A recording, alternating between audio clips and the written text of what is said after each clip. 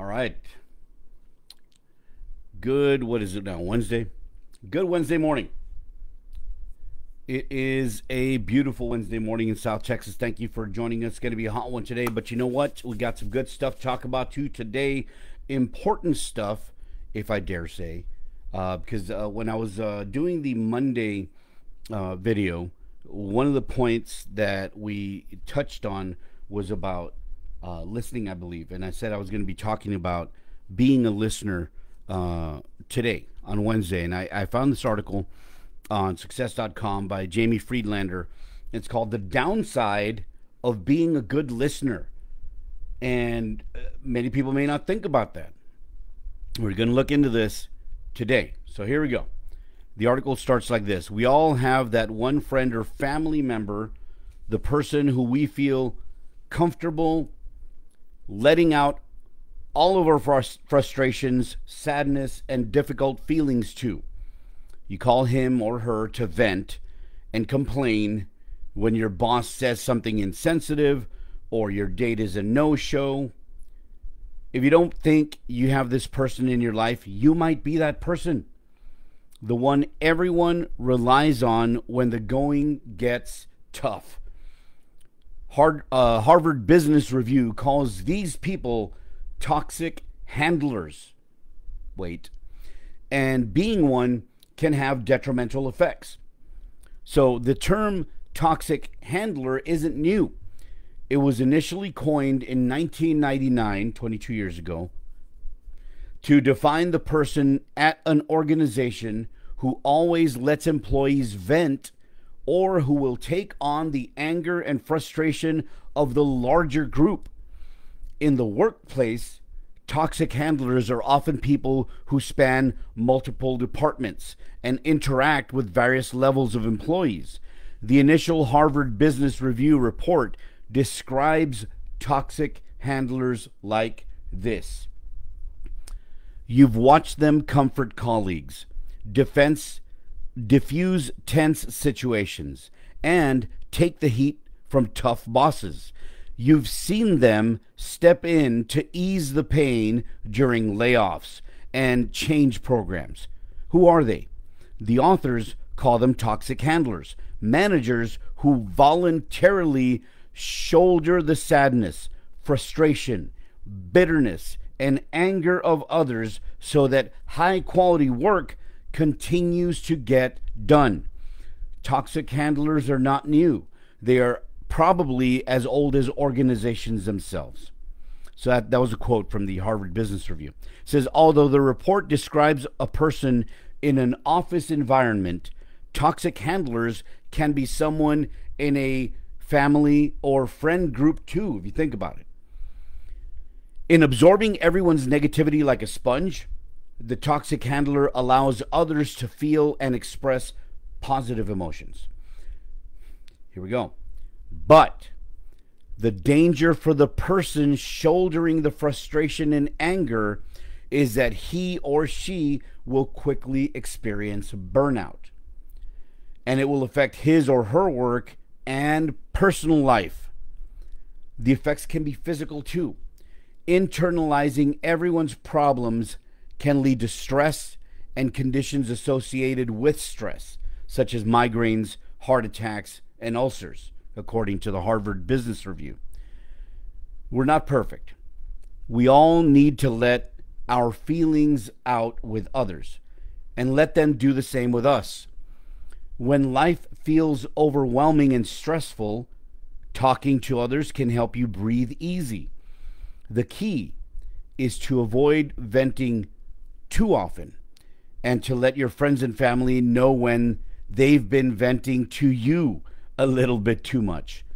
So that balance is the key. If you think you're a toxic handler, here are some tips for not letting it spiral out of control and lead to burnout. Your burnout. Okay? So here are the tips. If you are the one that usually shoulders a burden, if you are the toxic handler, here we go.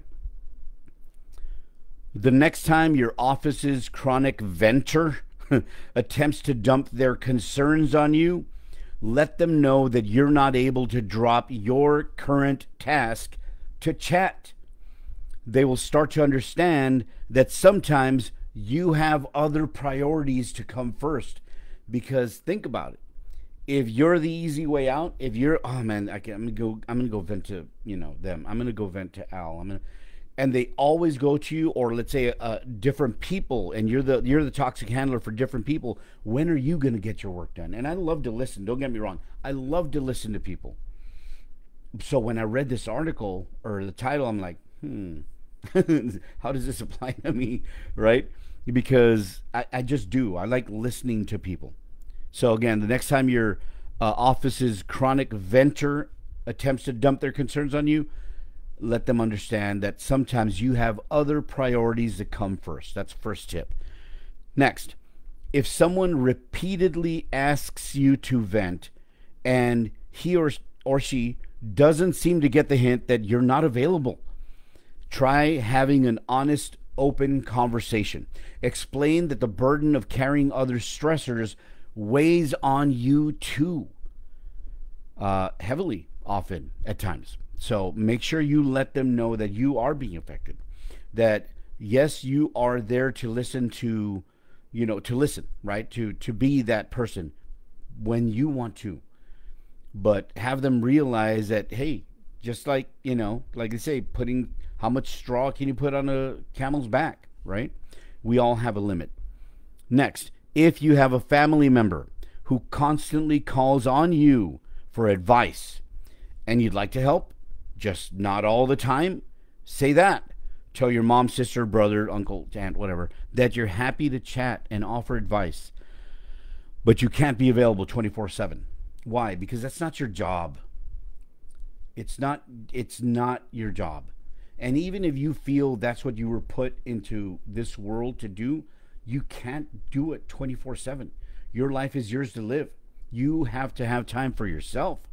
You have to have time to see. Maybe you have the unique ability to allow people to vent, but then you let that slide off of you. It may not be immediate. You may need time to recharge your batteries to fully, slough off whatever is put upon you. And I know it's not physical. It's just words, but sometimes it can feel physical.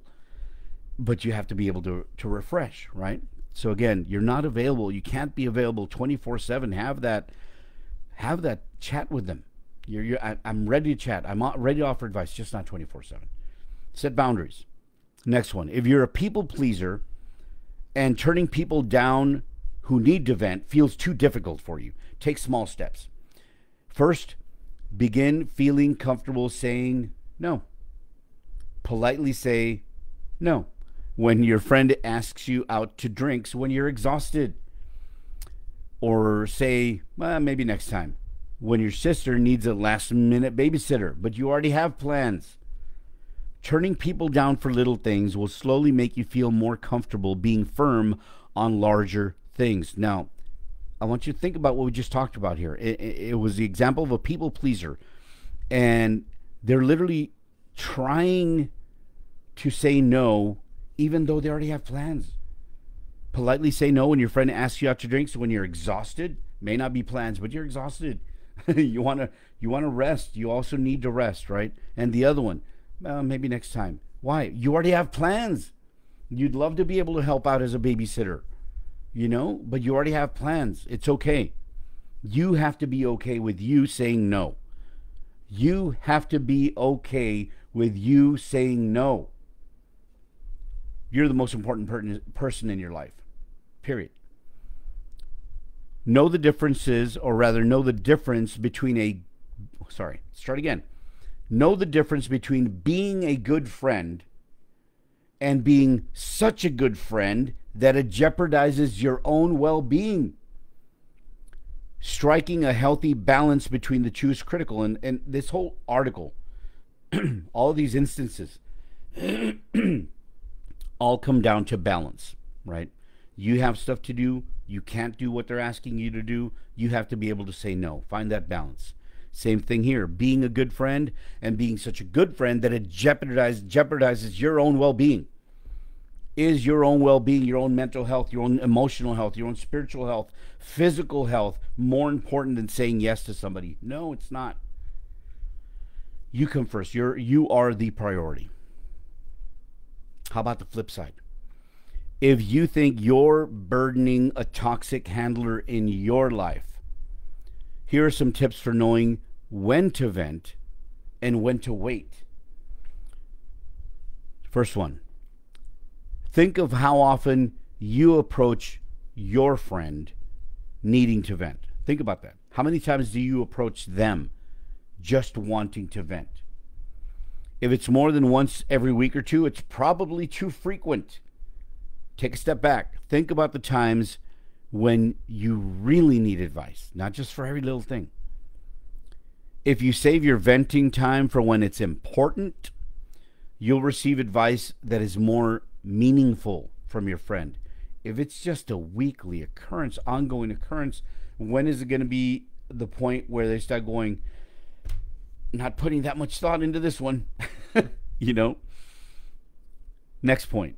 Try asking your friend if they have anything they'd like to chat or vent about before talking about your own issues.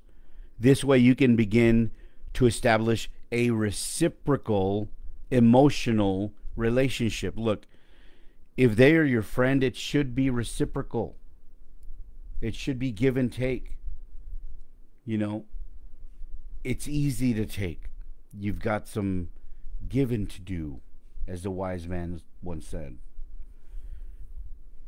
So what can you give to your friend in your reciprocal emotional relationship? Be there for them as well. At least offer them the opportunity to realize that you can be there for them. They may need somebody to vent to every now and again as well.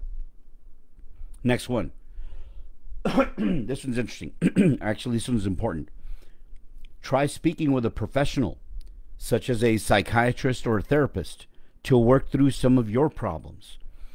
If that doesn't appeal to you, try other methods for coping with stress, such as exercising, or something I highly recommend, writing in a journal. And I've talked about this before. If you have all these thoughts going through your head, occupying the space in your mind, just so much stuff, you can't turn it off. It's like a maelstrom in your mind. Write them down, get them out, put them on paper, diffuse some of their power as you expose them on the page. Give yourself the power to do that. Negate the hold these thoughts have over you, or at least diffuse some of that hold these thoughts have over you. Weaken their power. Okay?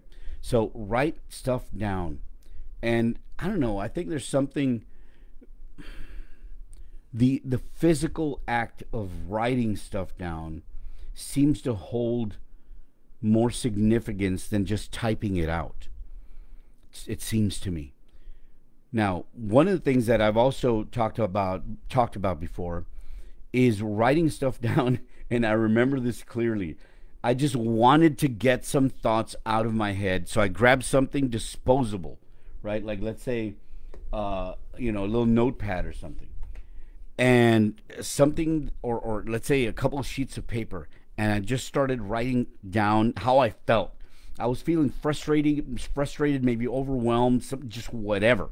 Something was going on. I just, this. I feel unappreciated, whatever it was at the time, right? And I just started writing it. I didn't care about my penmanship. I didn't care if I was saying with any lines. I wanted to get those thoughts out of my head, right? So as I finished, when I finished, finally, right, I looked back and I saw the change in my writing style, because at first it was almost like a splat of thoughts and emotion on the page, and as I kept going, it sort of started feeling like it was diminishing in intensity. I mean, the words were still coming out, but I think that initial burst of just having to get it out was evident on the page. So by the time I finished, you could see the difference. And after I finished, I was like, wow, it did make a difference. And then after that, I read through it, and I kind of was able to see it in a third person kind of view. And after I was done with that, I burned them. I have a little, burn can that we use like on cold nights. I have a little chimenea also. So I just lit them on fire and watched them burn. And I haven't done that in a while. Like, I think it was the last time I did it, and it was a while back. But you have that option. Just get out of the page, even if it's, like I said, a splat of words and emotion and feeling and frustration and whatever you're feeling. Just get it out. A little explosion, mini explosion on the page. Doesn't matter how you write. Doesn't matter if you misspell words. It doesn't matter if you use punctuation or not. It doesn't have to be grammatically correct. You want to get them out of your head. It's almost like a little parasite you got in there. But this is something you can actually exercise through the physical act of writing. I suggest that. I encourage that, especially if you're a listener and haven't had the opportunity to recharge your batteries. You keep getting put upon. You haven't had these conversations yet where you're going to tell people no, or maybe next time, or hey, I'm not available 24/7. I'd love to be able to help, just not right now. I'm dealing with some things. Be sure to put yourself first.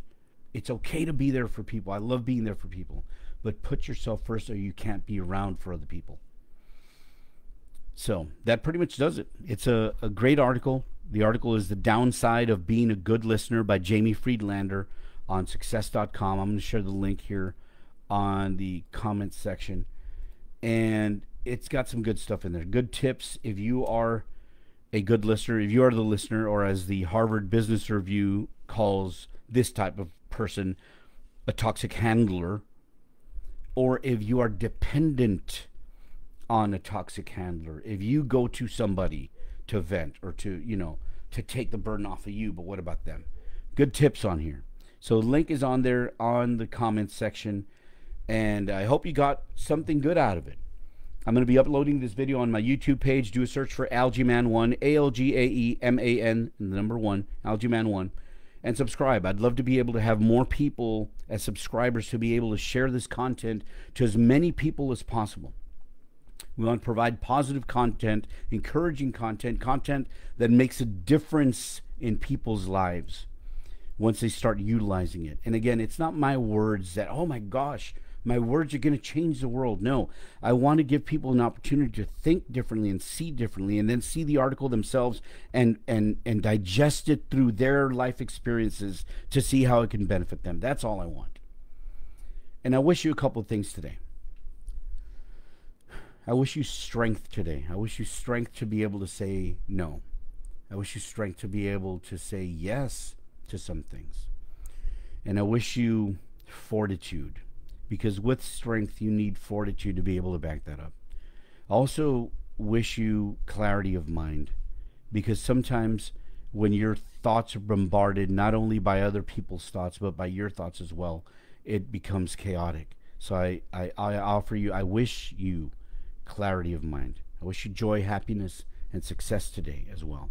So I hope you have a wonderful Wednesday. Have a wonderful rest of the week. I should be back on Friday, hopefully around this time, 8 a.m.